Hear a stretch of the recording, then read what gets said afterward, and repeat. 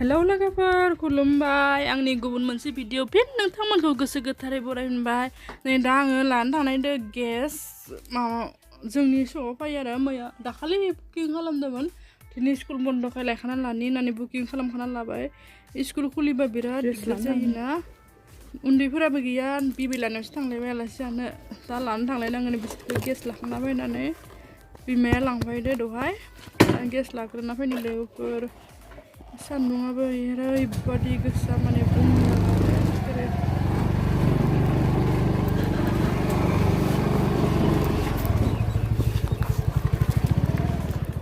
आंनि चेनेलाव सोरबाफोर गोदान फैदोंब्ला अन्नानै लाइक शेयार आरो साबस्क्राइब खालामना गालां लोगोफोर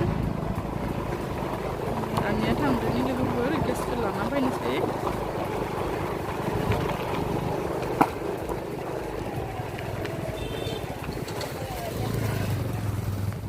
गेस गारिया आंनियाल'सो टांकिया बेलेग मोनसेल'खा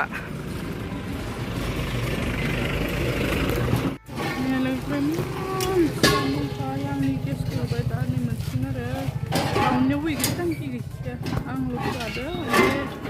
फिसा नालाय थिखांनो हायो हिन्जाव मानसिफ्राबो बेनिखायनो आं लादो आरो गेस गारियाबो टाइम बाय टाइम फैसा मालाबा थाब फैयो मालाबा लेट फैयो दिनै थाब फैथारबाय थाबनाया लोगोफोर जालायनोसै दाउ बेदर दालि मैगं बेनिफ्राय साम' एवनाय न'आव फैदो दा गथ'फोरखौ लानो इयाव जानोसै लोगोफोर दा नैया बेनिफ्राय जेबो दिन्थिदिया न'आव डाइरेक्ट फैफिननायखौ दिन्थिबाय न'निफ्राय मोनबोलायबाय मैगं थाइगं दिनै जेबो भिडिअ बानायनो हादिया लोगोफोर न'आव लिरबाय आधा न'आव रिलिजना लाबाय गाबोन फुजाना इथिं खारला इथिं खारथिंनानै मेंसोनाय मोनना थांनाखै ओंखाम जानानै दसे जिरायबाय नैया मुला फोराननाय इखौबो हरदो ओमफ्राय थांनानै जिरायनोबो लाइटआनो गैया एखेबारे इसिब सिबि जनांदो जों न'आव लाइटआनो थाबांथारा ओमफ्राय लोगोफोर दिनैनि इखिनिल' दिन्थिनाय जाबाय जेबो